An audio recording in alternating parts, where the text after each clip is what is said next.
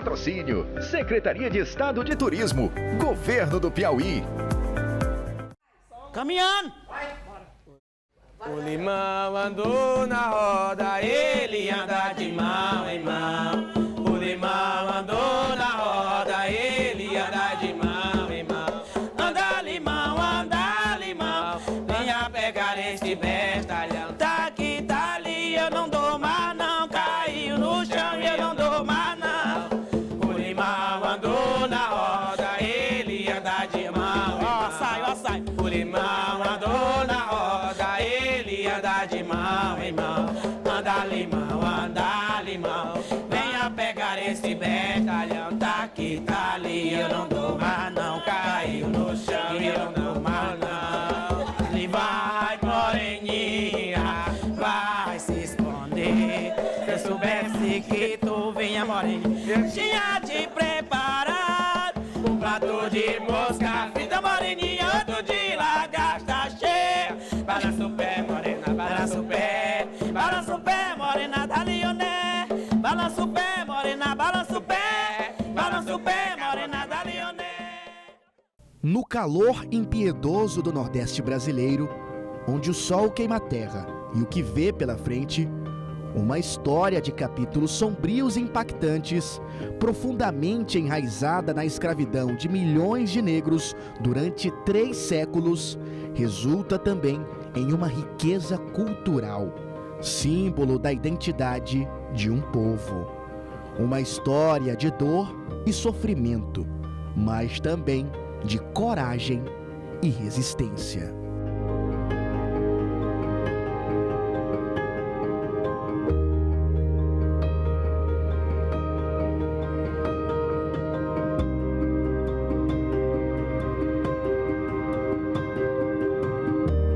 No semiárido do Piauí, uma comunidade quilombola molda o passado com as mãos e forja o futuro com a tradição. Um lugar onde o tempo parece ter desacelerado, mas a arte e a cultura nunca deixaram de evoluir. Esta é a comunidade quilombola dos Potes, localizada no município de São João da Varjota, na região centro-sul do estado. Um local que há mais de um século tem sido o guardião de uma tradição única e atemporal: a fabricação de potes de barro.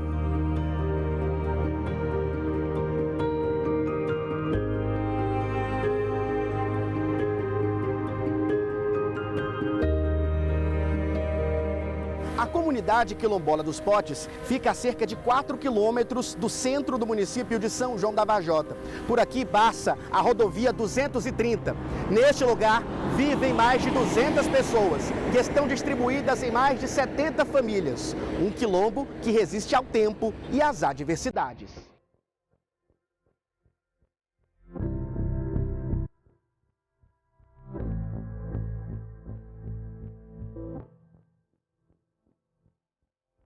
Neste documentário, mergulharemos na história fascinante deste lugar. Uma jornada que vai nos mostrar que a cerâmica é mais do que apenas uma arte, mas uma forma de vida que atravessa gerações, sendo uma verdadeira herança de resistência. Conheceremos os rostos por trás dessa tradição. Ouviremos suas histórias e aprenderemos como o domínio da argila mantém um vínculo que une esta comunidade em seu compromisso com a preservação e a celebração de suas próprias raízes. Exploraremos não apenas o processo meticuloso de criação das peças de barro, mas também a paixão que alimenta esta tradição. Nesta viagem de descobertas, onde o passado se mistura ao presente, somos chamados a perceber que a argila se transforma em beleza, o artesanato se torna história viva e os costumes viram um tesouro que transcende o tempo. Junte-se a nós nesta jornada até a comunidade quilombola dos Potes.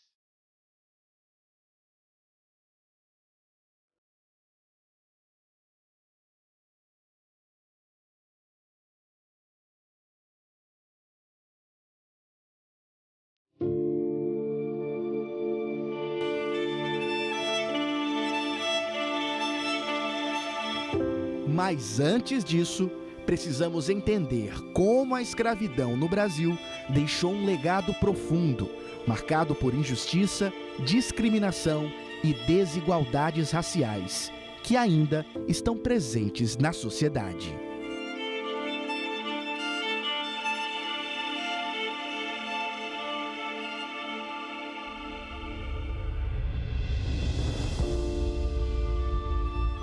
12 de outubro de 1492. Esta é a data que marca a chegada dos espanhóis ao continente americano e o início de seu processo de colonização. A expedição, liderada pelo navegador Cristóvão Colombo, tinha como objetivo alcançar o continente asiático. Anos depois, no dia 22 de abril de 1500, aconteceu a chegada dos portugueses ao Brasil, quando 13 embarcações, lideradas por Pedro Álvares Cabral, ancoraram na região do Monte Pascoal, onde hoje fica o estado da Bahia. O primeiro contato foi com os indígenas. Na tentativa de firmar a colonização, garantir a presença portuguesa e impedir invasões estrangeiras, foi iniciado o cultivo da cana-de-açúcar. Para alavancar esse processo, era necessário ter grandes quantidades de mão de obra. Com isso, houve a escravidão dos nativos, sendo substituída posteriormente pelo escravo negro africano.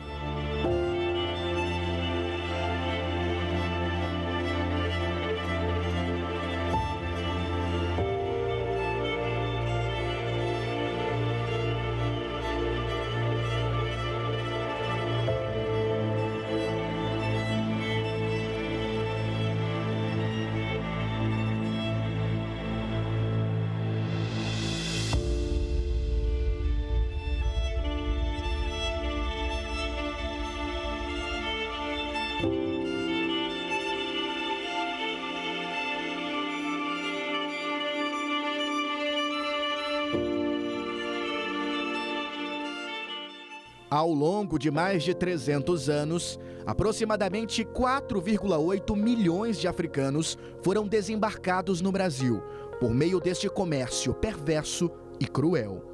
O trabalho dos africanos na economia açucareira era extremamente árduo e marcado pela violência.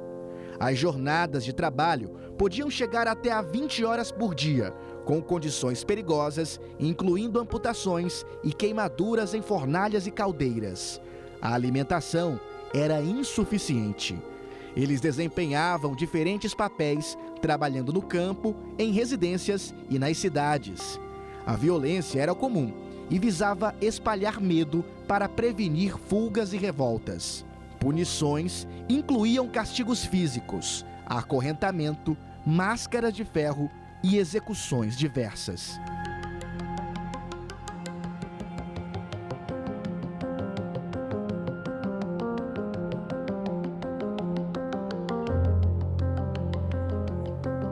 Foi neste contexto que começaram a surgir os quilombos, comunidades formadas por africanos que haviam sido escravizados e seus descendentes, após conseguir fugir e encontrar um lugar onde poderiam viver em liberdade e resistir à opressão.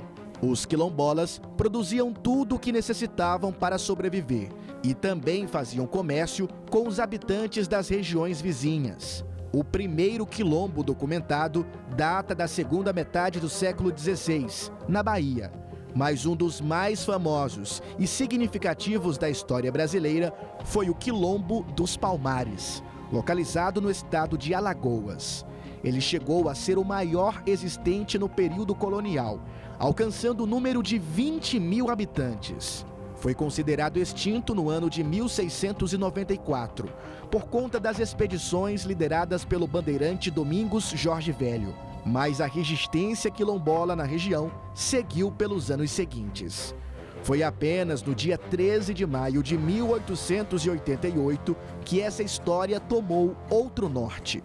Nesta data, foi promulgada a Lei Áurea, decretando o fim oficial da escravidão no país. Sancionada pela princesa Isabel, filha de Dom Pedro II, ela determinou a liberdade aos escravizados que ainda estavam em cativeiro. Apesar disso, a medida tinha limitações e não incluía medidas de integração social ou de apoio econômico aos recém-libertos, tornando o processo de emancipação muito complexo, com os recém-libertos enfrentando desafios significativos para se integrar à sociedade e encontrar meios de subsistência após a sua libertação.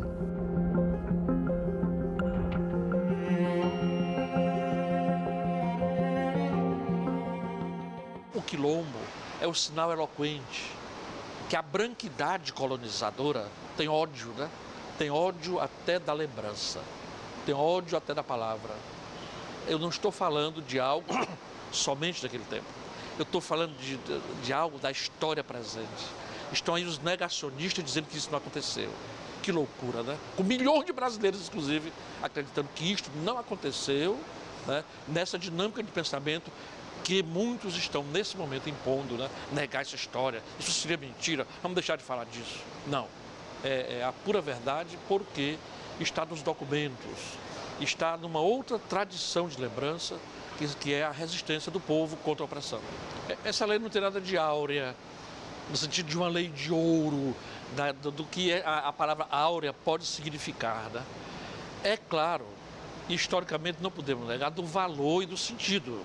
Naquele dia 13, né, os escravizados amanheceram escravizados e anoiteceram juridicamente livres.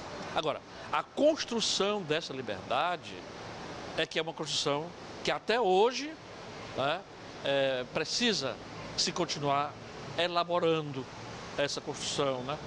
Porque, como você mesmo acabou de dizer, a lei é seca, né? Está extinta a escravidão, sim, mas naquele mesmo momento, essa mesma lei tirou a garantia do senhor que naquele dia amanheceu o dia 13, com a obrigação de ensejar o alimento daquelas pessoas, e à noite, e ele virou e fez a gozação. Tu vais comer o que agora?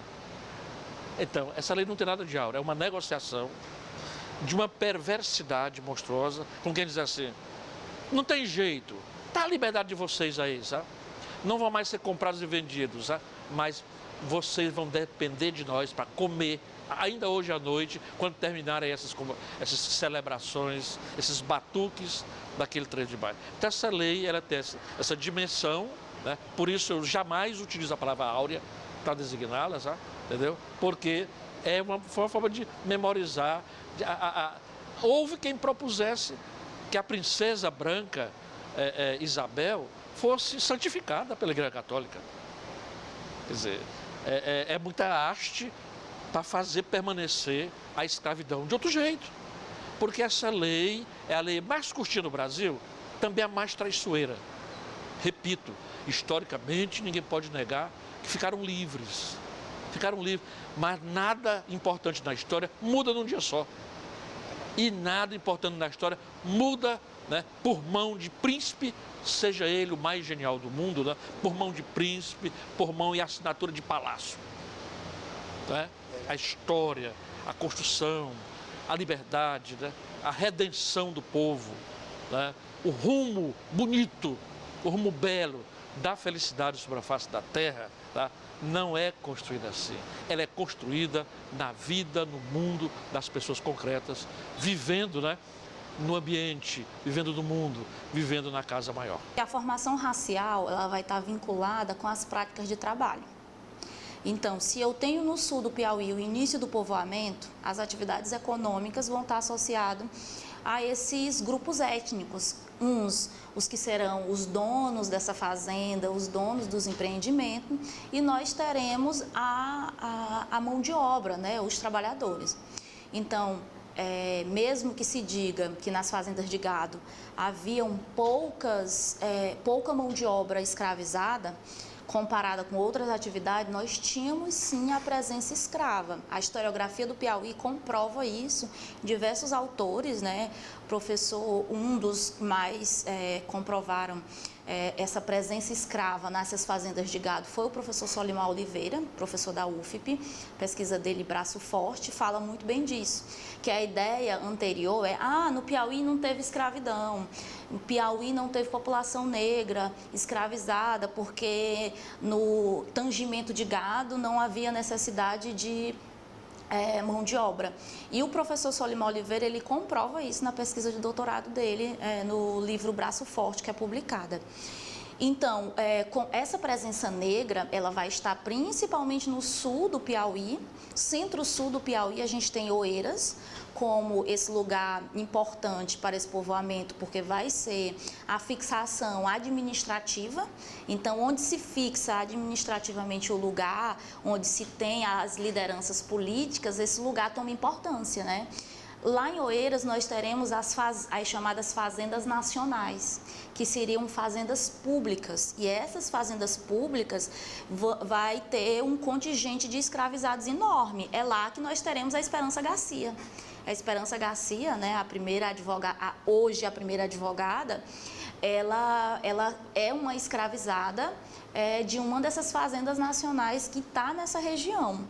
Então, posterior a esse processo de escravização, essas populações vão se fixar, pós-abolição, em territórios, principalmente territórios enquanto poceiros. Por isso que hoje a gente discute a demarcação de terra e de comunidades quilombolas, porque essas populações pretas, elas ficaram nas proximidades das fazendas, dos espaços que foram possíveis à época, e gerações foram ficando nesses espaços, sem ter, por exemplo, documentação de terra ou não. Então é por isso que nós vamos ter diversas comunidades quilombolas no sul, porque é lá que essa mão de obra escravizada trabalhava.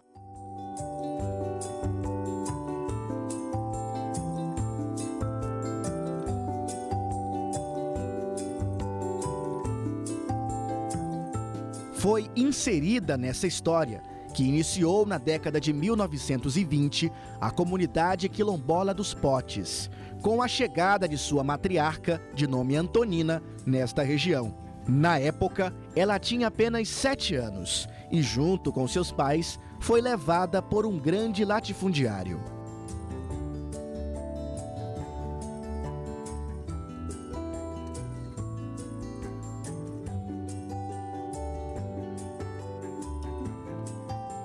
Meu avô, o pai da minha mãe, morava na Ribeira de Picos.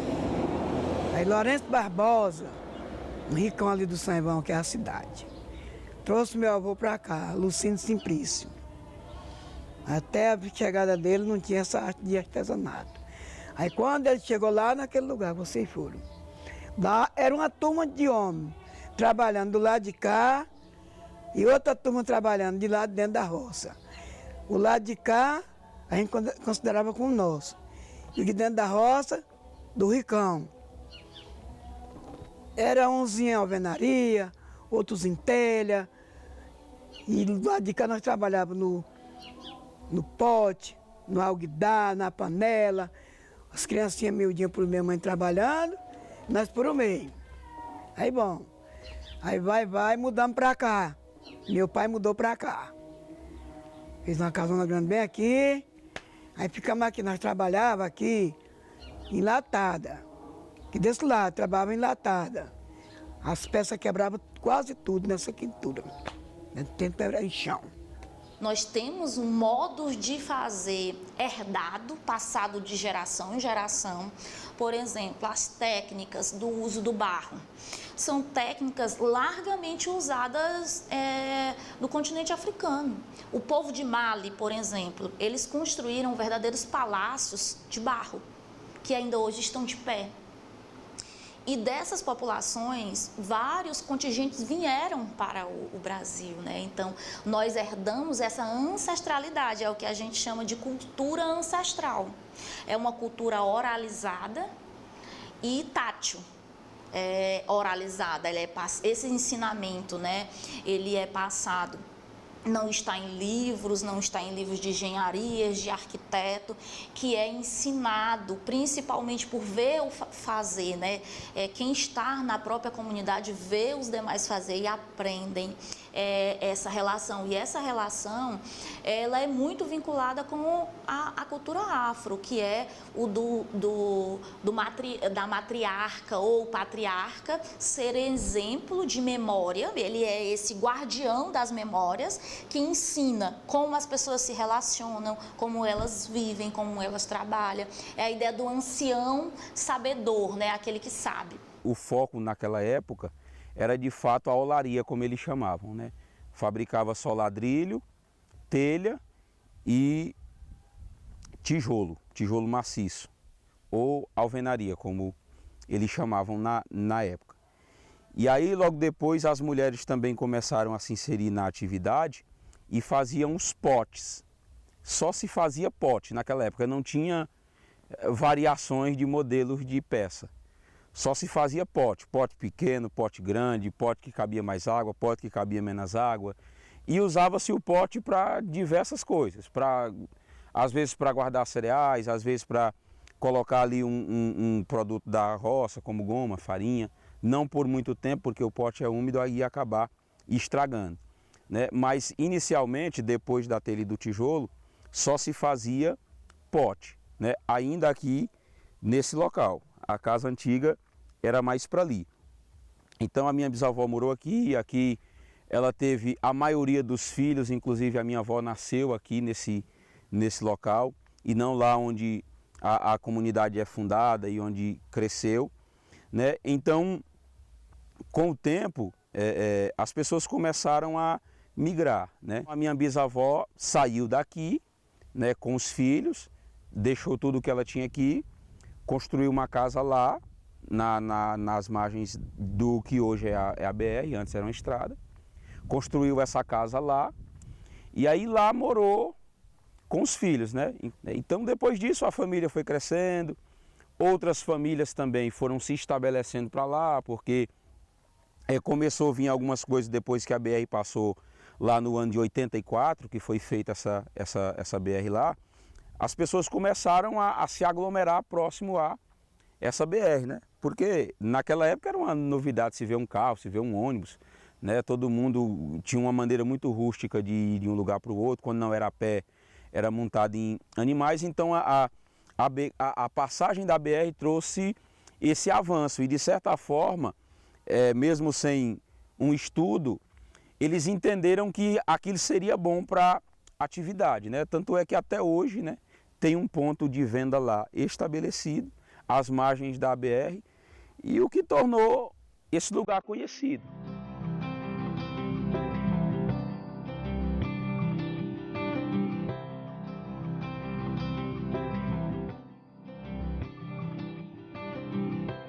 Por todos os cantos de São João da Varjota e da comunidade dos Potes, é possível encontrar as chamadas cercas de pedra, muros formados por blocos de pedras amontoadas, usadas para demarcar um território.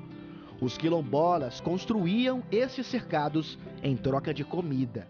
A arte de fazer utensílios foi se mostrando aos poucos como uma atividade lucrativa, mas que antes tinha o objetivo de armazenar água e de guardar sementes de uma colheita para outra.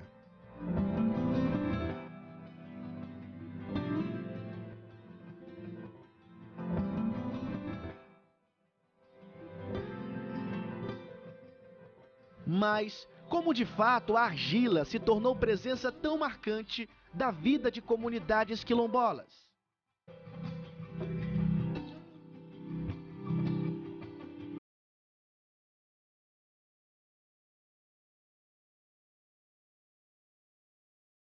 A utilização da argila, ela é antiquíssima, tanto que os vestígios de cultura material que existem sobre a face da Terra, sabe, boa parte são feita de barro. Né? Porque depois que você assa o barro, é muito mais duradouro do que qualquer ferro, do que qualquer outros elementos da natureza. Né? No nosso caso, o sinal de haver argila, um terreno argiloso, ali é um convite a se fundar uma comunidade humana, a se traçar a primeira linha de uma comunidade. Porque justamente, o que é a argila? A argila, né, é o barro que não é areia. A argila é o barro se transformando num outro mineral. Tá? A argila é ainda um barro que tem vida, que tem elementos orgânicos dentro dela, né, se formando. Portanto, é por isso que ele assa.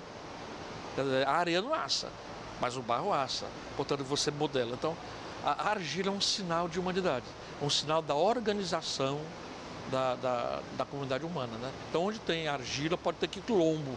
Não se organizava um quilombo que não fosse perto de uma lagoa, que não fosse perto de um lugar que tivesse argila, justamente para construir elementos, de construir a vida cotidiana, de organizar a vida sobre aquilo. Teresina, por exemplo, né? E mais antes de Teresina, o Puti Velho, né? O que é o Puti Velho? Nasceu da argila das lagoas do norte, para usar uma linguagem de hoje, né? É pura fundação, é pura fundação. Então, onde tem quilombo, olhe por perto, que vai ter, né, área argilosa, vai ter água, vai ter nascente, vai ter olho d'água, vai ter encontro de águas. Tá? Nós temos os exemplos aqui perto de nós. A argila e o barro, né, eles são únicos em todos os espaços, porque ele diz respeito com a composição do solo, né? Essa composição do solo, a presença de matéria orgânica, de outras substâncias. E aí, cada lugar, nós temos tonalidades diferentes. Se eu for, por exemplo, aqui em Teresina, encomendar uma peça de cerâmica, se eu quiser no tom natural, eu vou ter um tom mais claro. Se eu for para outro espaço, por exemplo, se eu for para o Ceará, uma cerâmica lá do Ceará, ela tem uma tonalidade mais forte, né? Ela é mais escura, essa tonalidade. Então, essa tonalidade, ela vai variar por lugares. E aí, a capacidade de ligamento dessa argila é que vai dizer da qualidade do produto feito ou melhor, da finalidade do produto. Por exemplo, se existe argila com um poder de ligamento melhor, ela é um tipo de argila que ela tem uma maior capacidade de queima e uso, por exemplo, a cozinha. Então, esse tipo de argila, ela é destinada a fazer o quê? Utensílios como aquelas panelas para fazer feijoada, para fazer moqueca. Esse tipo de argila seriam as que aguentariam maior temperatura, né? Teriam uma maior temperatura. Nos primeiros relatos sobre as origens da cerâmica no Brasil, ela se dá na cultura indígena. Então, quando nós temos um espaço quilombola, quando nós temos um quilombo, que é o quê? É a junção de pessoas refugiadas e dentro dos quilombos também se refugiavam alguns indígenas. Então, esse processo nós chamamos de miscigenação. É um fruto da miscigenação à cultura da olaria. Nós temos o barro que vem da cultura indígena, mas que é produzido, que é modelado pelas mãos de uma comunidade negra. Olha a importância da união de raças em todo o Brasil. Olha o que o regime do escravismo fez com que acontecesse no Brasil, esse trabalho que hoje é um trabalho considerado ímpar em todo o estado do Piauí, que necessita sim de uma reconfiguração, de um fortalecimento dessa cultura para as novas gerações. Nos séculos anteriores, o barro era tido como forma de arrecadamento financeiro. As pessoas faziam os jarros para o mantimento de suas famílias. Hoje, nós temos ele como um objeto histórico. A gente faz, a gente produz para que seja mantida essa cultura da olaria, essa cultura de preservação dos ideais negros. Ali não está somente um objeto, ali está a cultura de um povo, ali está a sobrevivência de uma comunidade. Quando nós mantemos essa sobrevivência, nós conseguimos com que essa comunidade seja revigorada e que ela se fortaleça e se perdure por muitos anos. Então, a partir de um objeto, como o jarro de barro produzido na comunidade Potes, nós temos o fortalecimento dessa comunidade.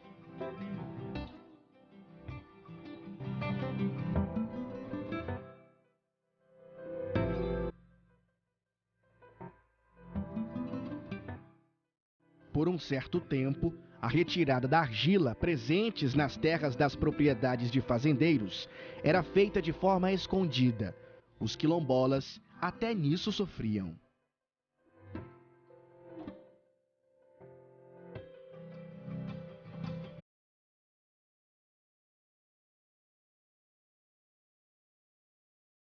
Como era que meu pai, para tirar a barra aqui, era obrigado a tirar escondido. Porque o dono da oleria aí, botava vigia. Viu? Porque meu pai ainda chegou até a ser preso, dentro de um barreiro de barro. Naquela região ali do pé de ginipapo que tem ali, né? Na primeira oleria. Porque nesse dia ele estava tirando um barro lá, aí o dono da terra, o Zé Carlos Barbosa, estava fazendo caminhada. Aí nesse tempo os policiais andavam tinha o carro de buscar em Oeiras, né? Aí nesse dia, coincidência que tinha polícia aí ele chamou a polícia, porque meu pai estava tirando barro ali.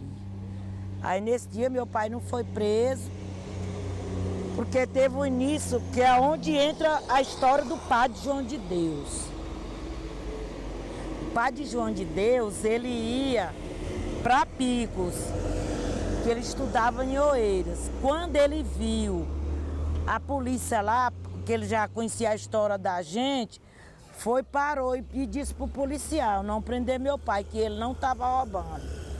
Ele estava procurando meio de trabalho, viu? Procurando meio de trabalho. Aí desse tempo para cá, aí pronto. Aí só foi ruindade. A gente fazia os potes, mas passar tinha que tirar lenha escondido também.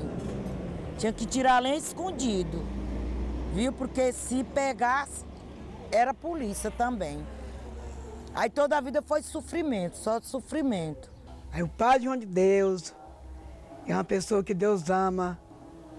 Sem ele nós não somos ninguém. Ele fez um projeto em Canadá. Aí fez essa benção para nós trabalhar, já me oremos. Ele se doeu com aquilo, aí comprou a comunidade. Aí foi, dividiu com a pobreza. Aí cada quem ficou plantando seus pedaços de chão, sem pagar nada, viu? Aí fez esse galpão, já foi outra vida para nós. Melhorou muito. Fez esse galpão, daí não paga nada. Os terrenos que ele deu para a gente trabalhar também não se pagava nada, não se paga nada. Agora, para acabar de cooperar, estamos recebendo o título daqui para ficar para a gente mesmo. Outra vida, né? Sossego. E para a gente aí é um orgulho. E qualquer coisa, o Padre João de Deus, abaixo de Deus está ao lado da gente, dando força. Então, a gente se sente orgulhosa, né? Ter uma pessoa forte desse, nascida e criada aqui, ao lado da gente. Eles tinham já essa atividade, embora não fosse prioridade para o dono da fazenda. Não era prioridade. A prioridade era produzir a agricultura nossa daqui da região, sobretudo porque na fazenda precisava de pasto para os animais. Eles eram conhecidos como um povo que não trabalhava, não produzia por conta dessa história do barro. Mas aí criamos um espaço próprio para que eles pudessem produzir, aumentando o período de trabalho durante o ano. Depois da construção desse galpão que tem lá, desse salão grande que tem lá, foi construído também um forno ao lado para assar o material que eles produziam. Agora, juntamente com a produção do artesanato, vem a cultura própria, a cultura negra, a dança negra, o rito próprio deles, que é um rito completamente diferente do normal, do comum daqui, da região. Mas a gente deu todo incentivo para isso, para que pudesse acontecer. E hoje são verdadeiramente donos dessas terras, produzem de acordo com a cultura deles, o estímulo que eles têm para tanto, e praticam toda essa cultura também na região. Também com o crescimento das comunidades quilombolas, há toda uma força que se une e eles têm fazem parte desta associação, desses grupos que estão sempre juntos buscando essas alternativas de culturas próprias.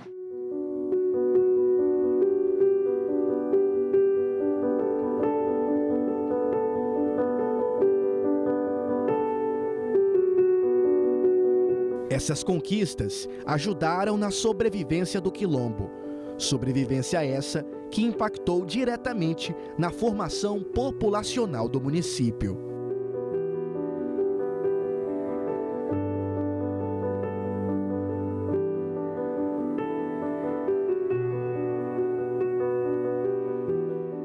O município de São João da Varjota foi fundado em 1994. Antes, toda essa área pertencia a Oeiras, a primeira capital do Piauí.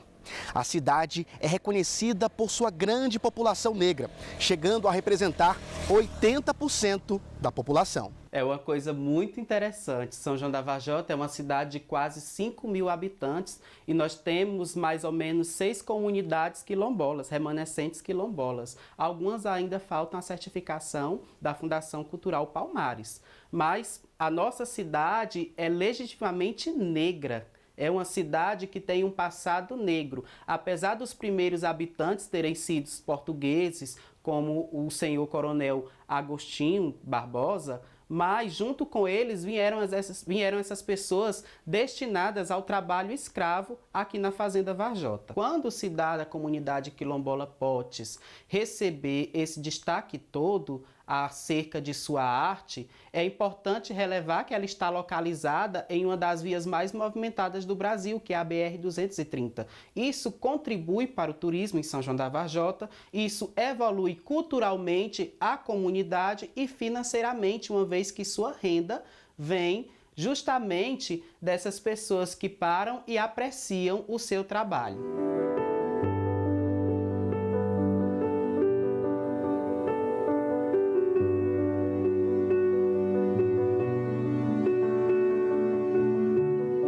No Brasil, segundo dados do censo de 2022, realizado pelo IBGE, Instituto Brasileiro de Geografia e Estatística, a população quilombola totaliza mais de 1.320.000 indivíduos, correspondendo a 0,65% do número total de habitantes do país. Os resultados revelam a existência de 473.970 domicílios, onde pelo menos uma pessoa é quilombola, distribuídos em 1.696 municípios brasileiros. A região Nordeste concentra a maior parte desta população, com 64,19%, o equivalente a 905.415 quilombolas. Surpreendentemente, apenas 4,3% da população quilombola reside em territórios já reconhecidos e titulados no processo de regularização fundiária.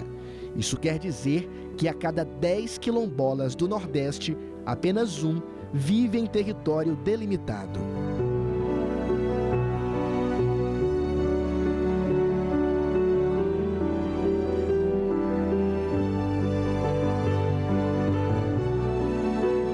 No Piauí, há mais de 31.600 indivíduos pertencentes a comunidades quilombolas, correspondendo a 0,97% da população total.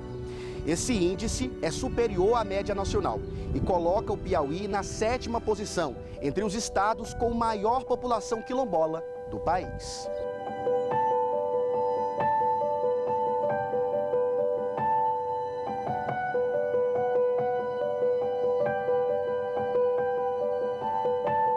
As comunidades estão presentes em 75 municípios do estado e para que elas continuem existindo, também se fazem necessárias políticas públicas que garantam suas permanências nos territórios.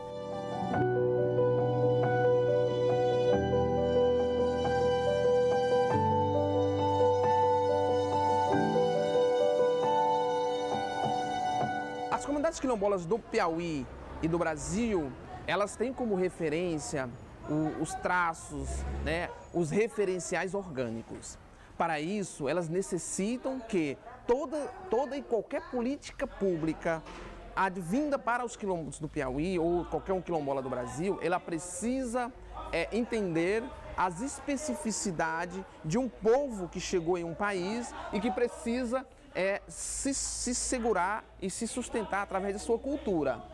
Então, as políticas públicas, antes de qualquer um quilombo, elas precisam olhar para o seu território quilombola e respeitar as culturas e as formas de vida dessas comunidades quilombolas. Um dos preceitos fundamentais é a titulação e a regularização dos territórios quilombolas no Brasil. Nós acabamos de perder Mãe Bernadette na Bahia, né? Porque ela morreu porque ela estava defendendo o quilombo preservado. Para nós quilombolas, precisamos de um território preservado. É por isso que nós lutamos para que tenhamos vida. A vida para nós é o território preservado ambientalmente e a reserva, a seguridade do território quilombola é o não desmatamento, não a invasão e não as queimadas.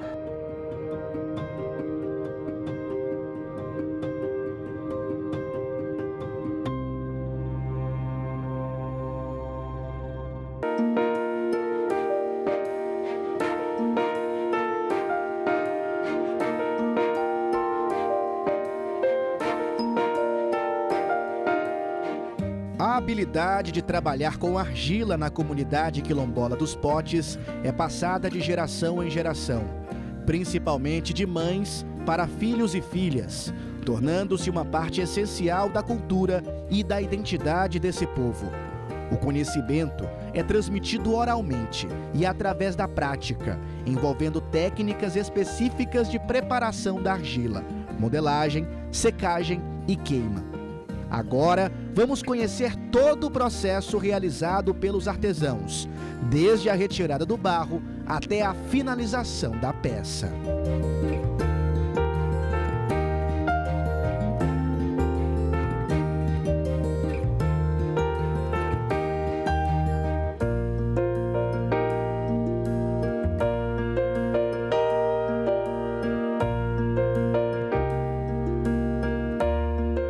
Essa região é conhecida pelo nome de barreiro. É daqui que os oleiros retiram o barro necessário para criar as peças. Em épocas de chuvas, essa área fica totalmente coberta pela água. E nos meses do segundo semestre, são os principais que eles utilizam para fazer a retirada da argila.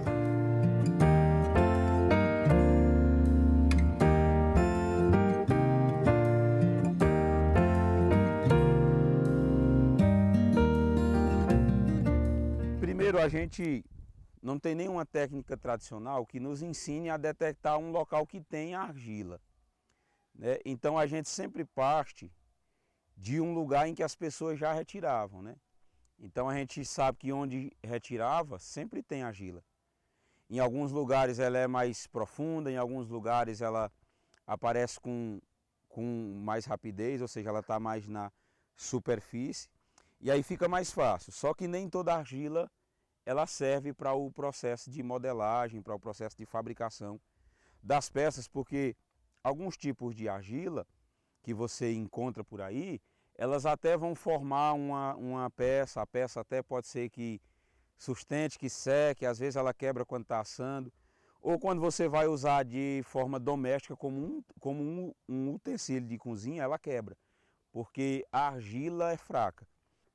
Eu fui ensinado que quanto mais escura e menos pedregosa for a argila, melhor ela é para o trabalho com a cerâmica, porque ela vai desmanchar com mais facilidade, vai ser melhor de modelar, ela vai encorpar melhor, ela vai secar melhor e quando assar, ela vai ficar uma peça resistente. Então, primeiro a gente tira toda a camada de terra normal, seja ela argila, seja ela areia, normalmente é a argila que tem por cima, porém não é uma argila tão concentrada quanto nas camadas que vão ficando mais profundas.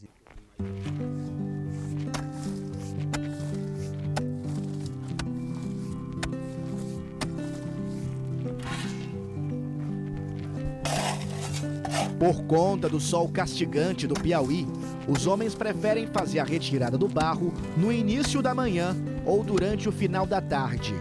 A busca pela argila negra requer muito esforço físico. São necessárias cavar pelo menos 3 camadas de terra.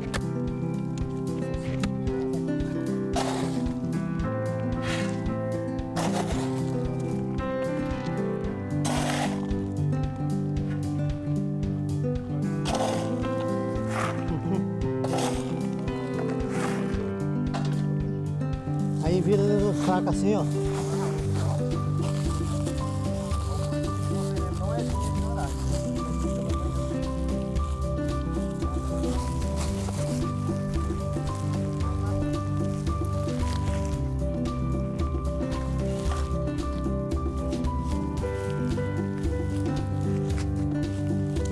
Aqui não cai não, aqui depois de apoiar.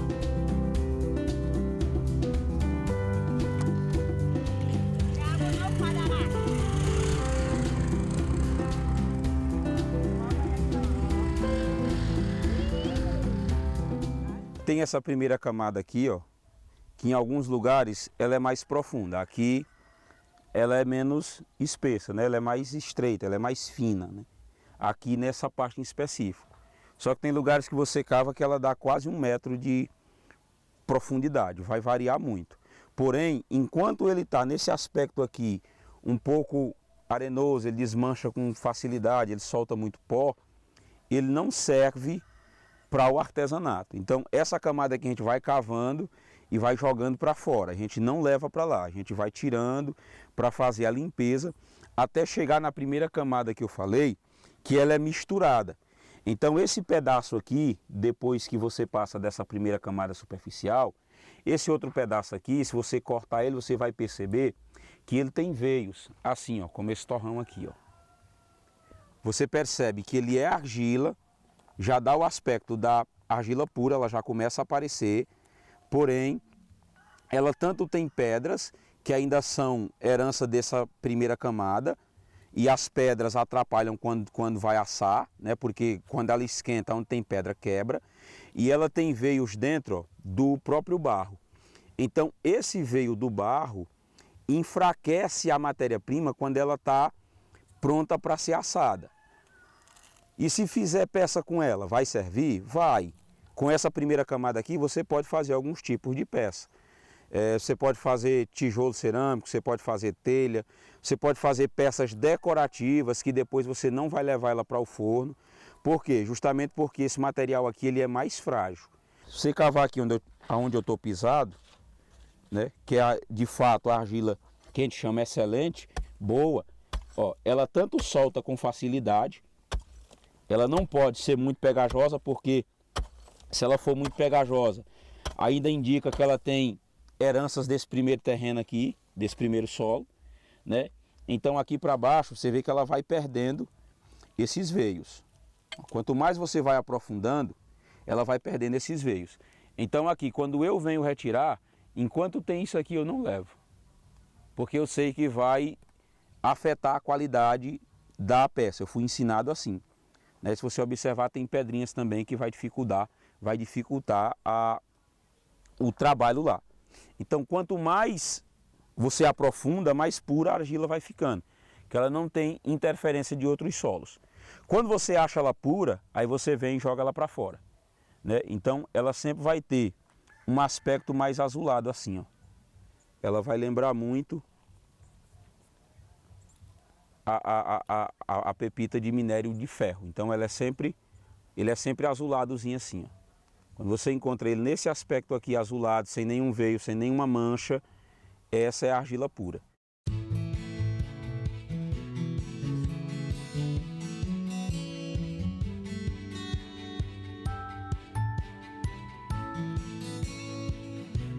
Elton Souza é oleiro da comunidade há mais de 10 anos e também ajuda na retirada da argila negra.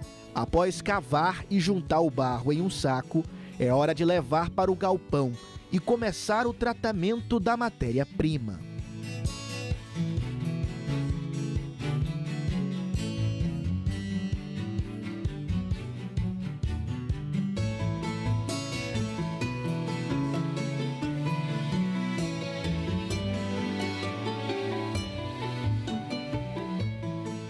Ele chega, eu boto aqui, aí eu vou molhar ele, deixando curtir para amanhã, para poder amassar ele amanhã. Aí agora eu vou derramar o resto do barro, vou abrir com a enxada e vou molhar ele. Aí eu vou juntar ele e cobrir para amanhã.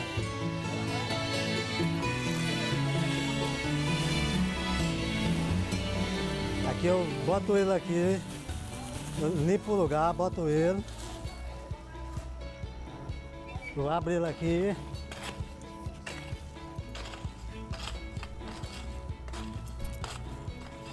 Tem que quebrar essas pedras tudinho, para ficar só o pozinho. Vou molhar ele agora.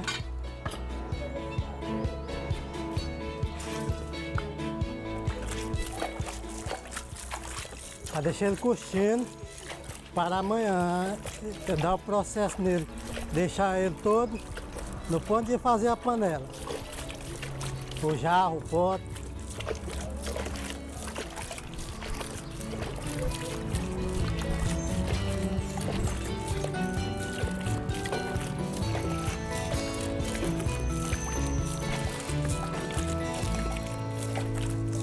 Passadas mais de 24 horas, acontece mais uma fase de preparo.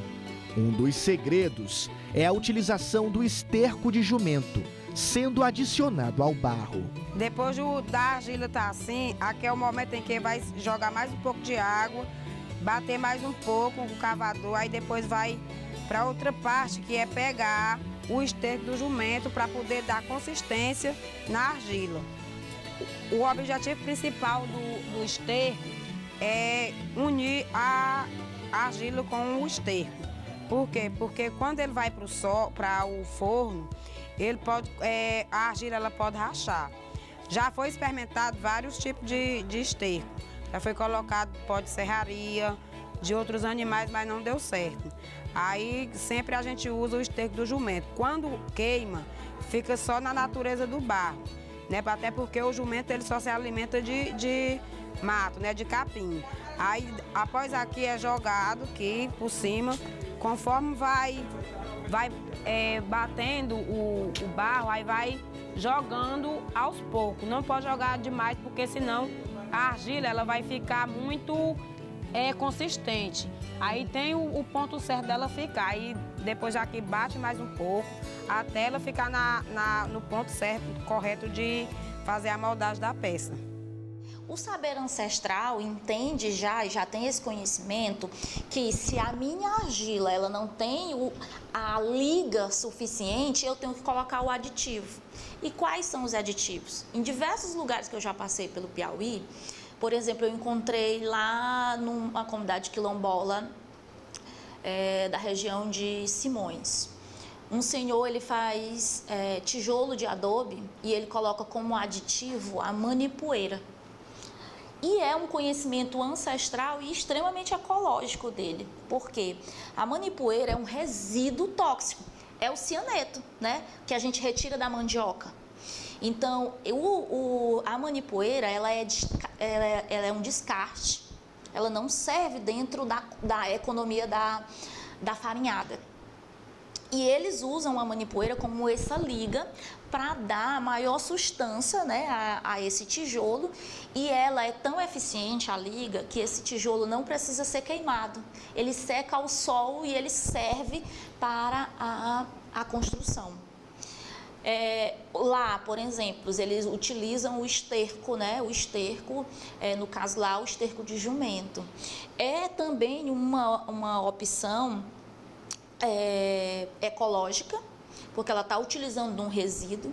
Qualquer atividade econômica, né, de trabalho que a gente utilize resíduo, a gente está contribuindo para a diminuição da cadeia de carbono, né, da emissão de carbono.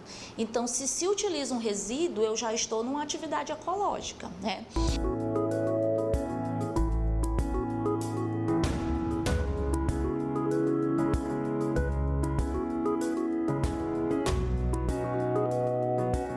Depois de alguns dias, a argila já está pronta para ser modelada. É pelas mãos desses artistas que o barro vira arte.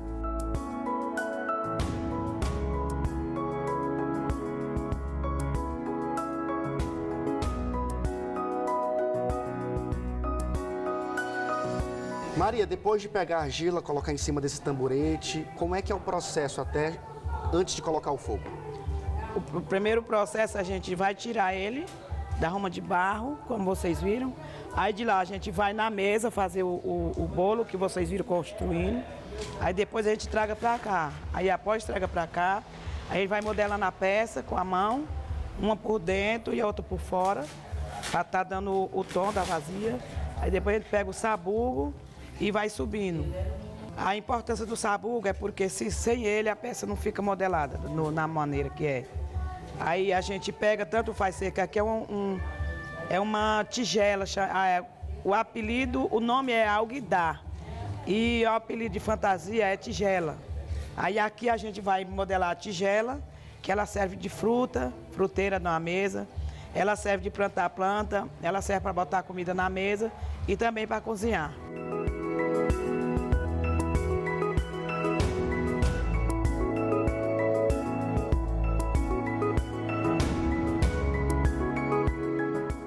Depois que as peças são modeladas e passadas pelo menos 24 horas, um novo processo é realizado, utilizando a semente de uma árvore nativa, o mucumã. Como é que funciona, Noelma? A importância do mucumã nesse processo? A mucumã, ela é uma das responsáveis por o acabamento da peça. É uma semente que ela é encontrada aqui mesmo na comunidade e ela faz o último processo. Depois de ser moldada a peça, espera a faixa de 24 horas para poder fazer esse processo. Ela dá uma sensação de brilho na peça e a peça, ao ir para o fogo, ela une a argila e não solta quando vai cozinhar. E aí ela é muito responsável por o acabamento e sem ela a peça não daria essa consistência. Então, além de tornar a peça um pouco mais lisa e brilhosa, quando ela vai ao fogo, ela também ajuda na durabilidade. Isso mesmo. E aí ela é responsável por acabamento e tem essa função. E a gente teme muito em acabar por conta de muitas queimadas que está tendo na comunidade, aí é difícil a gente encontrar uma árvore. Mas as que tem a gente está preservando.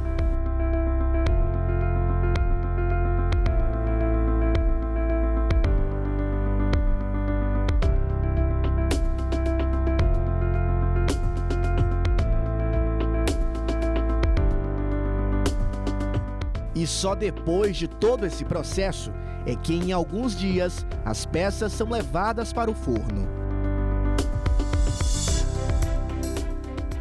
Aí depois de 3 dias, 3 ou 4 dias, dependendo da peça, quando ela já está bem seca, aí é que vem para o forno. Dentro desse forno ele pega a faixa de umas 200 a 250 peças, dependendo do tamanho. Para fazer o assamento, para fazer a queima, é na faixa etária de 3 cargas de lenha, que é o que a gente estima. Ele pega de 150 a 200 peças, dependendo do tanto do tamanho da peça. É 24 horas para fazer a queima e 1 dia e meio para poder tirar, porque como é muito quente, aí tem que aguardar, esfriar para poder fazer a retirada das peças.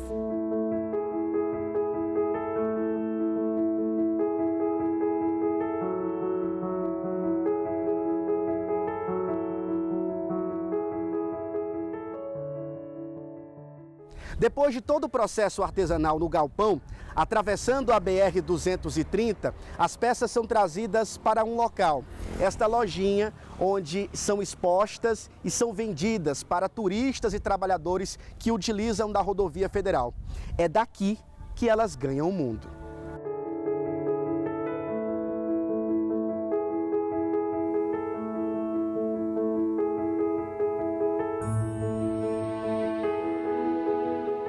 Na pequena loja ficam expostos vários tipos de peças, desde uma grande panela de barro até um simples copo, uma variedade que impressiona quem passa por aqui.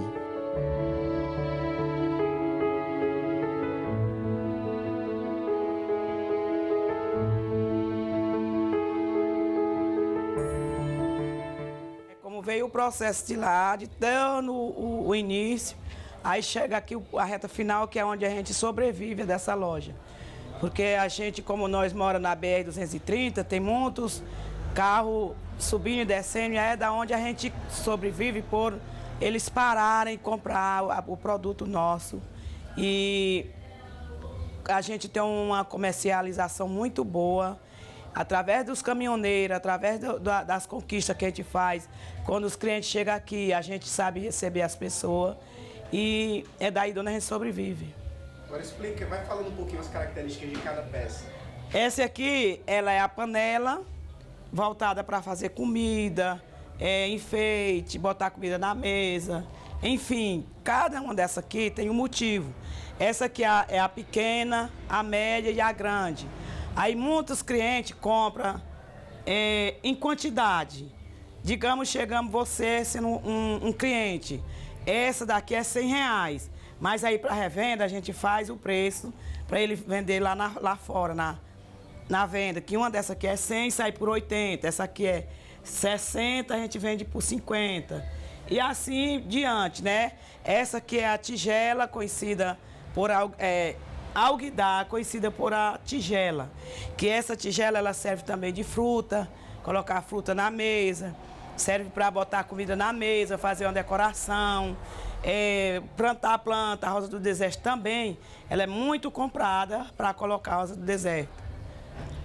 Essa aqui, o nome dela é cabaça, mas nome fantasia é botija. Porque botija ela é para botar água. Muitas pessoas que não podem beber água geladeira por ter problemas de saúde, aí compra bastante dela para botar água e ir tomando a água. Aqui também ela serve de enfeite.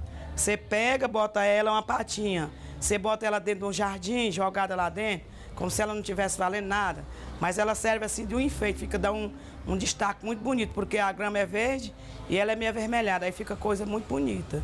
E além de tudo, dá para botar ovo ou fazer um cinzeiro, o que você quiser fazer, né?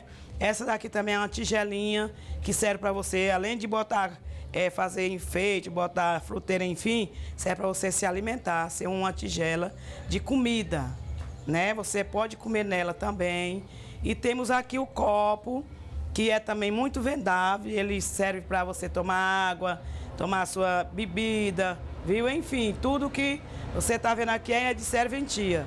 Esse aqui é o bule, que o bule também serve para tanto ferver a água como servi-la na mesa.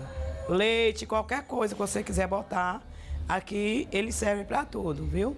E esse aqui também é um dos pratos, que é tipo prato de comida mesmo, você querendo comer, não querendo comer nessa e nesse aqui, tanto faz, viu? Que aqui é prato para caldo e também serve para utilizar outras formas.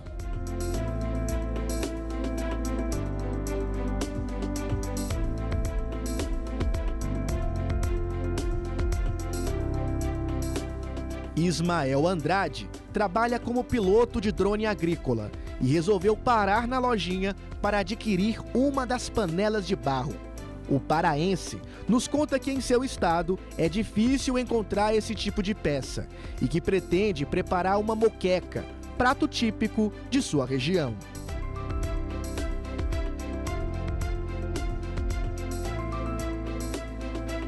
Esses pratos mesmo aqui, se coloca a comida nele, ele vai demorar bem mais tempo, né, para ela esfriar. Às vezes você coloca ele para nós lá tem muito vidro, né, os pratos são de vidro e eles esfriam muito rápido. Você usando esse prato aqui, né, de barro, ele vai demorar bastante para a comida esfriar. Conserva bastante, né? É bem interessante. E a panela? A panela também é a mesma coisa. Ela é que demora mesmo. Você tira ela do fogo e ainda continua fervendo por um bom período. Durando ali mais tempo, quem não for fazer a refeição conjunta, a comida continua quente. Continua quente. Pode esperar aí acredita aí que até uns 20 minutos que a comida ainda vai estar bastante quente ainda. Diferente de uma panela normal. Bem diferente. Se for fazer numa panela normal, se nós juntar todo mundo, reunir ali na mesa ali para fazer a refeição, logo a comida vai estar fria, não vai estar o mesmo sabor, né? E lá na sua região, o que é que vocês costumam preparar? Lá nós preparamos bastante a caldeirada, né? Moqueca de peixe.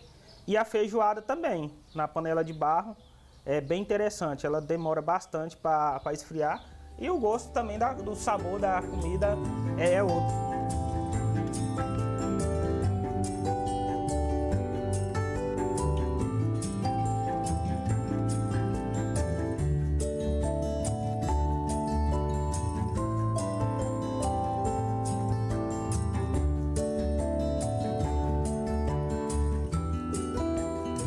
Estamos chegando agora aqui na casa da Dona Maria Raimunda. Já quem nos espera aqui na cozinha é a Maria Irene. Maria, nós vamos tirar agora a prova dos 9 com a panela. Será que funciona mesmo? Funciona sim.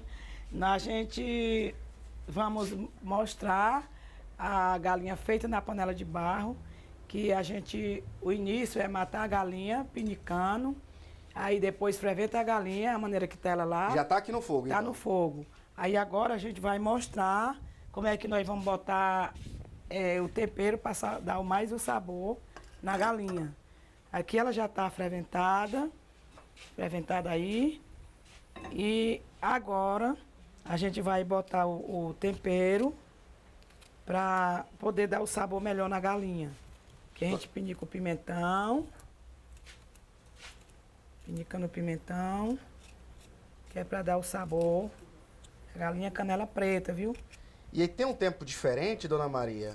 A panela normal da panela de barro? O tempo, ela demora mais um pouco, porque como a panela é feita manual, ela não é fina, ela vai demorar no máximo lá para umas 2, 3 horas, depois de botar ela no fogo, viu? Estamos botando aqui o pimentão. Aí agora a gente vai lá com o tomate. Agora. O tomate. Mas a comida, o gosto fica bem diferente, né? Fica. Ela fica um sabor muito bom, viu? Porque o barro, ele entranha na comida e fica aquele sabor mais gostoso e saudável. E a panela de barro, a gente é registrado por o barro ser uma argila muito boa. E a IL, a gente cozinha também, preparando ela também, porque serve da saúde. Ela não larga como o alumínio, né? E aí a gente faz a comida na panela de barro, porque justamente é para tá trazendo as origens da gente. E a comida fica um tempo mais quente, não é? É que depois da gente apagar o fogo do fogão, ela fica no máximo 2, 3 horas também fervendo, sem o fogo aceso. Aí demora mais tempo quente, viu? E a gente cura ela também, viu? Antes da gente botar ela no fogo, a gente bota ela com a gordura e a água, para a gordura entranhar no barro para ficar mais forte. Fica mais gostoso com a gordura com a gordura espalhada dentro do barro. Entendeu? Você tá vendo, ó, que ela aqui por fora ela tá meio branquicenta, é que eu primeiro botei ela para ferver só a água e a gordura. E agora é só tapar? É só tapar. Vou dar uma mexidinha com a concha para poder dar mais um saborzinho.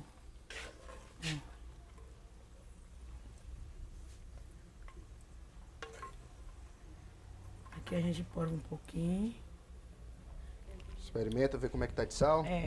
Aí bote um pouquinho mais de sal.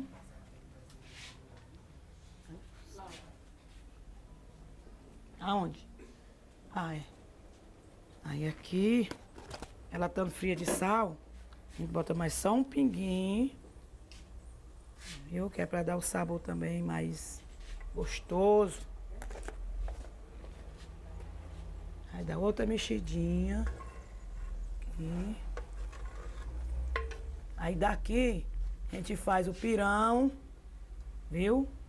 E ela tá com o caldo assim, mas aí a gente pode pegar o sangue dela, tampar a panela, e aí a gente pega o sangue, bota um pouco de vinagre, mexe um pouquinho de farinha, aí joga aqui dentro para fazer ela molho pardo, que é o último retoque. E aqui, ela vai demorar quanto tempo ainda? Ela vai demorar mais ou menos umas 1 hora, já tá começando a subir a fervura. Aí já vamos poder experimentar. Com certeza. Pronto, vamos esperar então.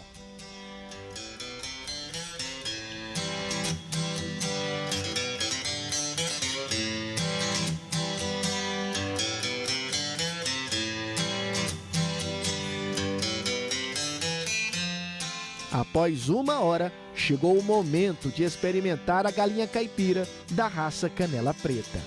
Pronto, agora aqui chegou o momento da gente servi-la. Aí tá fervendo, como você tá vendo. Aí agora...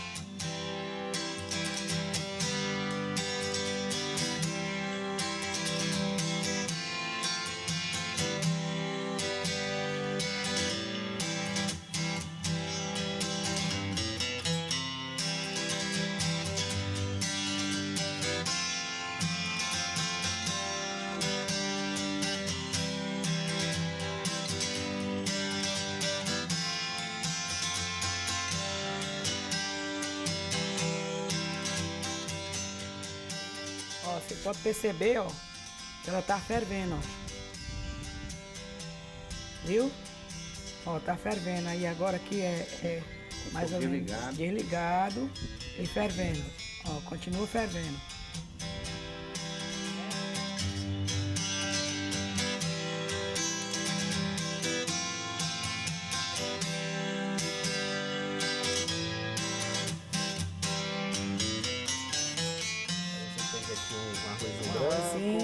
Uma salada, saladinha, feijão, macarrão. Perfeito. Vamos experimentar então a galinha caipira canela preta. Canela preta. Feita na panela de barro. Na panela de barro. Vamos lá.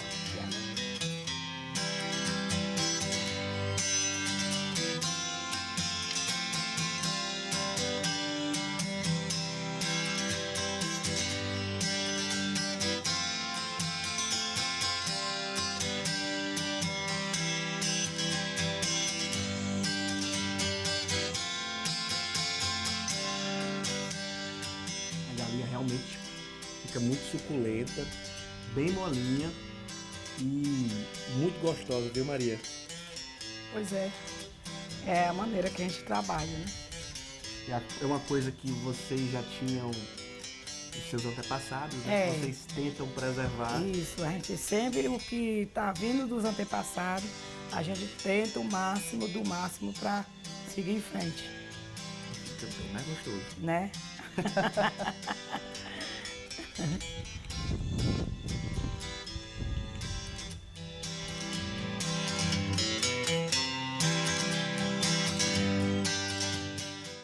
As comunidades quilombolas têm experimentado mudanças significativas nas últimas décadas, incluindo o acesso aos avanços tecnológicos. Essas experiências podem variar amplamente entre diferentes localidades, dependendo de vários fatores, como a localização geográfica, recursos disponíveis e o contato com a sociedade da região.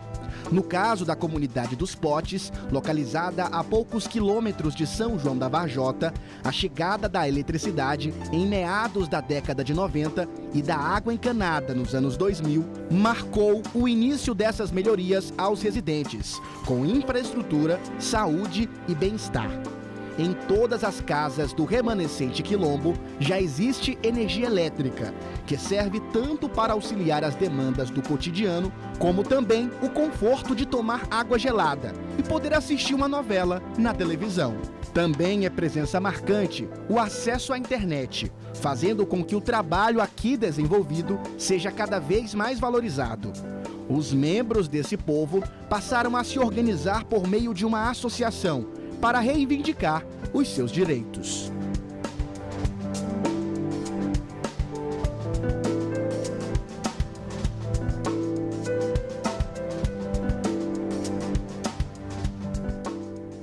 Hoje nós podemos dizer que estamos bem. Há muitos anos atrás, quando nós iniciávamos a associação, a gente começava no passo de engatilhamento, né? E aí nós hoje podemos dizer que estamos bem, porque nós já conseguimos muitas coisas através da associação, através do nosso trabalho. E eu, como uma das mais novas da comunidade, vendo as mais velhas falar como era a comunidade há 50 anos, 60 anos atrás, posso dizer que hoje nós estamos realizadas, né? E o nosso intuito, nosso pensamento é de continuar nos realizando, mantendo a nossa cultura e continuando trazendo os mais novos para que não acabe. Essa comunidade que você está vendo em si foi através da associação, porque a gente teve vários cursos de associativismo. Aí foi daí de onde a gente teve o conhecimento que nós podíamos fazer, fundar uma associação na própria comunidade. Aí foi daí de onde a gente veio ser conhecido como comunidade quilombola.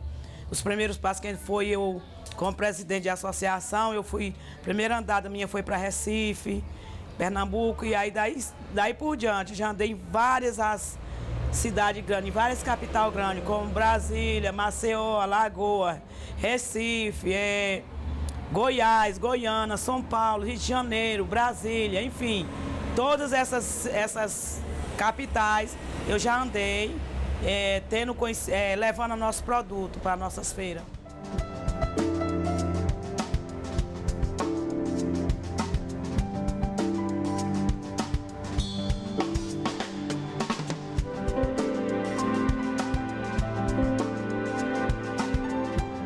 A luta pela preservação desse lugar passa também pelas tradições centenárias, que são passadas de geração em geração e que carregam a ancestralidade africana.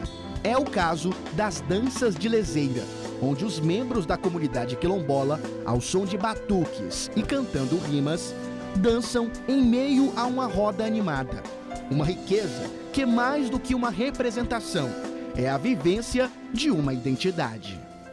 Maré, vai-me, e a canoa tá no poço, maré, vai me levar, maré, vai me levar, maré, vai me levar, e a canoa tá no poço, maré, e a canoa tá no poço, maré, vai me levar, maré, vai me levar, maré, vai me levar, e a canoa tá no poço, maré, vai me levar, e a canoa tá no poço, maré, e a canoa tá no poço, Marília, e a canoa tá no poço, Vasilhão, vai me rema canoa, não deixa ela vir, rema canoa, não deixa ela descer, rema canoa, não deixa ela virar, rema canoa, não deixa ela descer, tá no poço, Vasilhão vai atravessar, a canoa tá no poço, não vai atravessar, rema canoa, não deixa ela,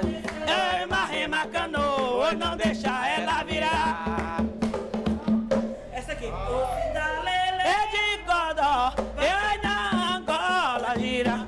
O cidalele de cocó, vai na Angola gira. O cidalele de cocó, vai na Angola gira. O cidalele de cocó, vai na Angola gira. O cidalele de cocó, vai na Angola gira. O cidalele de cocó, vai na Angola gira. O cidalele de cocó, vai na Angola gira. O cidalele de cocó, vai na Angola gira. Parte dessa tradição também está alicerçada em expressões populares e nas profissões de fé de religiões de matriz africana.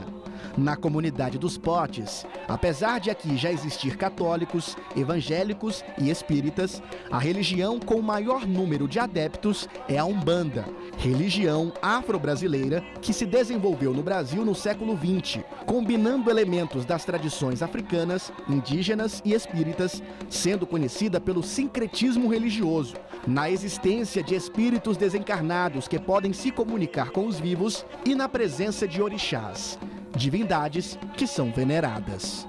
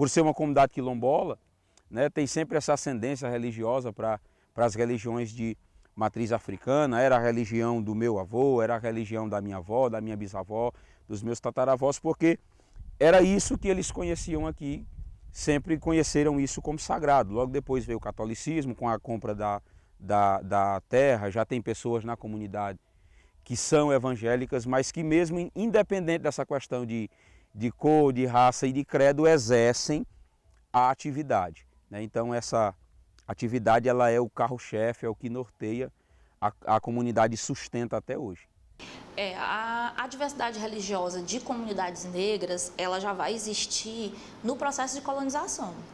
Se nós, por exemplo, pessoas negras no Piauí colonial, era proibida de entrar em igreja de brancos. Então, pessoas pretas vão construir igrejas para eles, né? São igrejas, por exemplo, que nós vamos ter as dedicadas a São Benedito e Nossa Senhora do Rosário. Serão igrejas de preto, então nós teremos pretos católicos, né? Mas esse mesmo catolicismo não é um catolicismo tradicional, ortodoxo, é um catolicismo híbrido. É um catolicismo que, ao ponto que você frequenta a missa, você acredita nas celebrações umbandistas. Então, assim, o catolicismo e a Umbanda tiveram diálogos muito próximos, desde o Piauí colonial até a atualidade. Eu terei pessoas oficialmente que se dizem católicas que frequentam terreiro. Isso faz parte da nossa hibridização.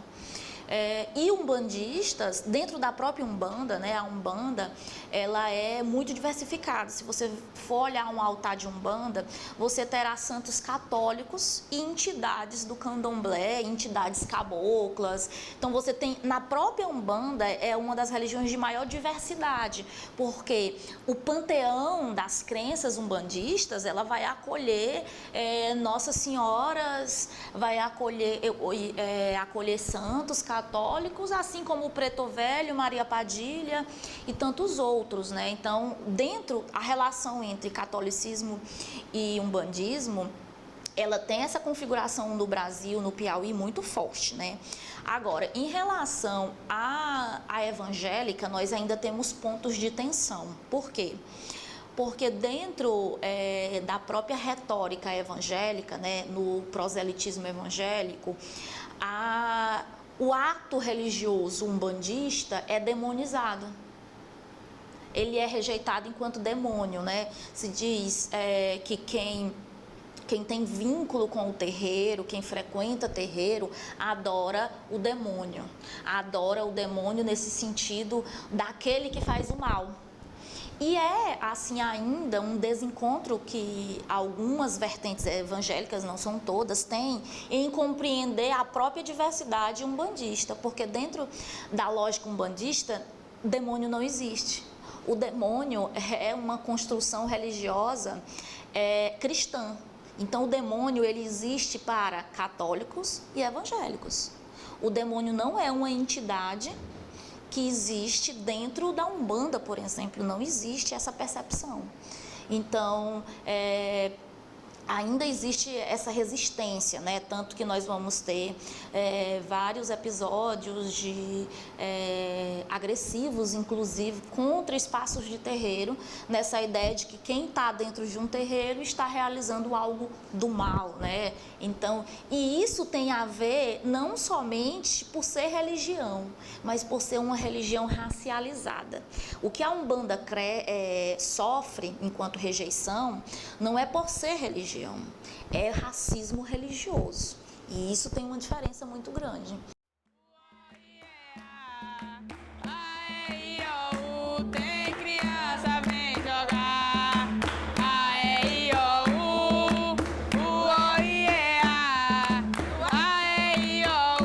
Tem criança, vem jogar.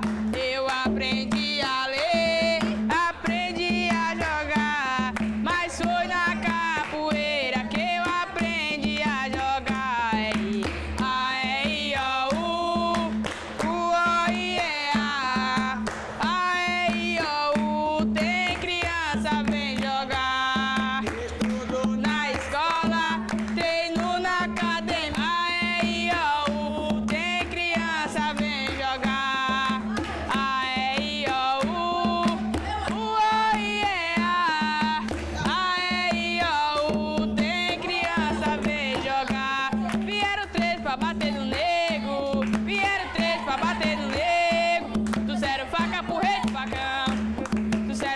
rei do facão. Você não sabe o que pode fazer o nego. Você não sabe o que pode fazer o nego. Trocar a mão pelos pés, os pés pelas mãos. Trocar a mão pelos pés, os pés pelas mãos. Tapa na cara, rasteira no chão. Tapa na cara, rasteira no chão. Troca a mão pelos pés, os pés pelas mãos. Troca a mão pelos pés, os pés pelas mãos. Os pés pelas mãos. Troca. Eu vou esperar a lua voltar. Eu vou entrar na mata, eu vou tirar madeira boa pra o meu berimbau fazer. Eu vou esperar a lua voltar. Eu vou entrar na mata, eu vou tirar madeira boa pra o meu berimbau fazer. Eu vou esperar a lua voltar. Eu vou entrar na eu vou tirar madeira boa. O meu berimbau fazer. Se mestre Bimba estivesse aqui pra me ensinar a colher madeira. Uma outra tradição que eles fazem questão de preservar e passar aos mais jovens é a prática da capoeira. Ela desempenha um papel significativo como uma expressão cultural de identidade quilombola no Brasil, ligada diretamente à história e à resistência desses povos. A capoeira se mostra um sinal vivo de uma conexão vital com as raízes africanas e uma ferramenta educacional para ensinar aos mais jovens sobre seus valores. Através dela, a juventude aprende habilidades físicas, culturais e sociais que os capacitam a enfrentar desafios em suas vidas. Eles já começam a também ocupar espaços estruturais na comunidade, recebendo todos os ensinamentos para que se tornem novos líderes e para que não deixem a cultura quilombola morrer. Eu comecei desde criancinha, de 5 anos. Minha mãe sempre me incentivava. Como meu primo, ele dava aula também. Aí ele sempre me empurrava e eu sempre aprendia. Aí, desde pequena, de 5 anos, desde 5 anos que eu sigo essa origem. A gente aprende, cria muitas coisas, muitas peças e através daí a gente trabalha, leva para vender. Eu queria dizer para os jovens que se dediquem à sua origem, a não abandonar o que cresce dentro da gente. A cultura tem que continuar sempre, geração em geração. Não, minhas lembranças aqui são ótimas, sempre cresci me envolvendo com a cultura, sem contar que eu conheço um pouco da área, onde está o território, que sempre a gente tinha um grupo de amigos, de primos, a gente se reunia e ia explorar esse local e a gente sempre, junto com esse grupo, a gente também criou um grupo de capoeira, um grupo de dança, um grupo de percussão. A capoeira, ela sempre foi reprimida pela sociedade e a partir do momento que ela começou a ser liberada, né, o negro teve ali o seu total espaço, pôde apresentar e eu como negro, como jovem, dançando capoeira, lutando capoeira, eu me sinto feliz, é uma felicidade. Quando enquanto a nossa história permanecer em segredo, a gente vai ficar prisioneiro dela. E a partir desse momento, né, que a gente se envolve em reuniões, a gente começa a frequentar os espaços, a gente vai se libertando aos poucos. E é por isso que hoje estou aqui, como jovem quilombola, negro, defendendo as causas quilombolas e a juventude.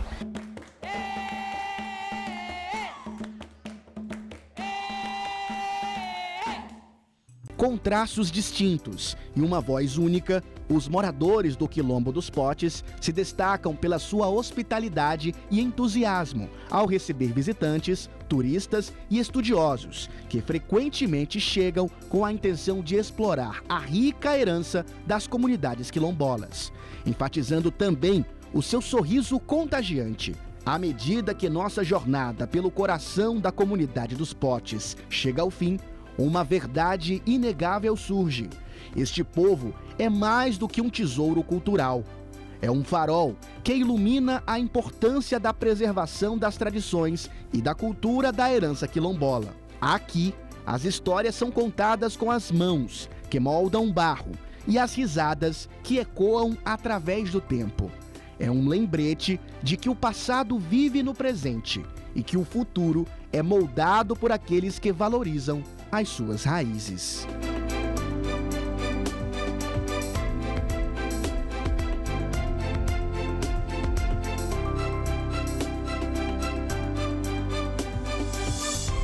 A importância de um lugar como esse, né, e de um tipo de conhecimento como esse, porque hoje muito o conhecimento que é valorizado é aquele que você aprende em uma sala de aula, né, que tem um professor ensinando, tem um método, é experimentado, é testado, enfim, um conhecimento científico. Mas existem saberes, né, que você não vai encontrar, você não vai aprender dentro de uma sala de aula.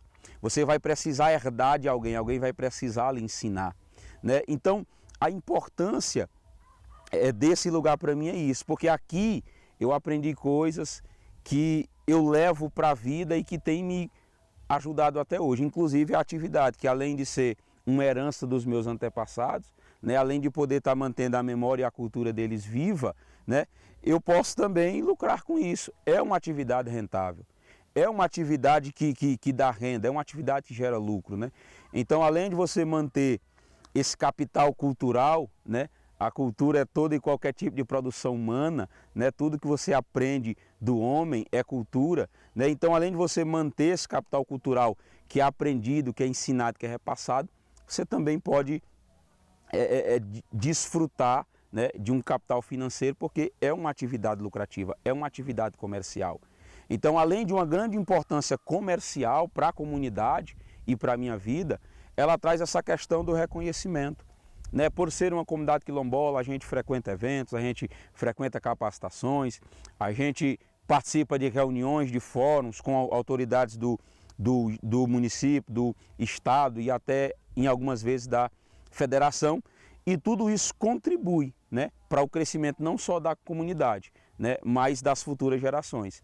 Né? Então, hoje, nós já temos filhos, netos e até bisnetos da minha tataravó, né, da minha bisavó, melhor dizendo, que estão hoje na universidade, fazendo um curso superior, ingressando, né, na universidade, o que antes era impossível. E foi graças a essa atividade que o conhecimento foi chegando a nós, a gente foi repassando o nosso conhecimento e hoje a gente chegou até aqui e esse, acredito que tenha sido o motivo também de vocês terem vindo nos entrevistar. A lembrança que eu tinha e tenho de meu pai é quando ele estava sempre aqui nesse lugar, que antes não tinha o que tem hoje aqui. Era um lugar assim aberto e um buraco assim de pedra, né? Que botava o barro e botava água para nos outros dias fazer aquele processo ali. Aí era papai mexendo no barro e eu e a outra irmã minha mais nova, a Irene, nós jogando água. Ele mexendo no barro, como o pai estava ali, e nós jogando água. Era engraçado, quando ele, na hora que ele pegava a enxada já dizia, traga aí vazia com água, minha filha, pai e minha filha jogando. E nós tínhamos aquele prazer, aquele amor de estar ajudando ele. E era um pai muito dedicado para a família. Mesmo morto, minha mãe morta, mas eu ainda amo eles é vivo dentro de nós. Contanto que eles morreram mais, morreu eles, mas a história deles ficaram.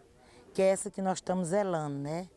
Aqui não tem quem chega aqui para dizer é dono, não. O dono daqui é Deus primeiramente e nós, que estamos fazendo a história do meu pai e de minha mãe, né? Que hoje nós somos o que somos foi por mó deles, né? Não é porque que eles morreram que acabou. Não, eles deixou a história deles que somos nós. Então é por isso que a gente está zelando do patrimônio que eles deixaram, que foi o maior diploma que eles deixaram para nós.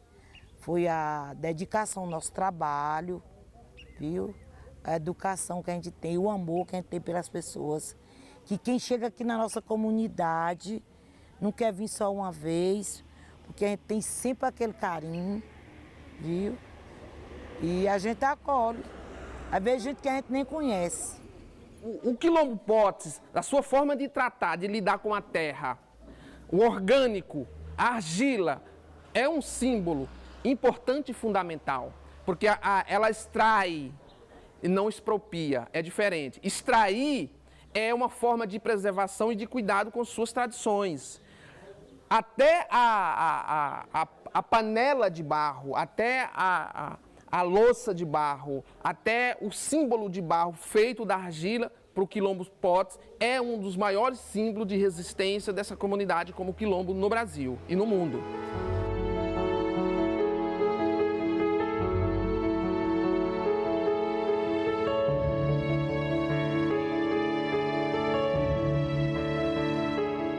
Este é um exemplo brilhante de como a tradição e a inovação podem existir ao mesmo tempo.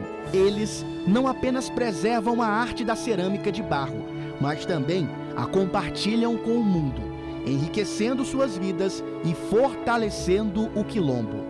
O legado da comunidade dos Potes é uma lição para todos nós. Uma lição sobre resiliência e determinação.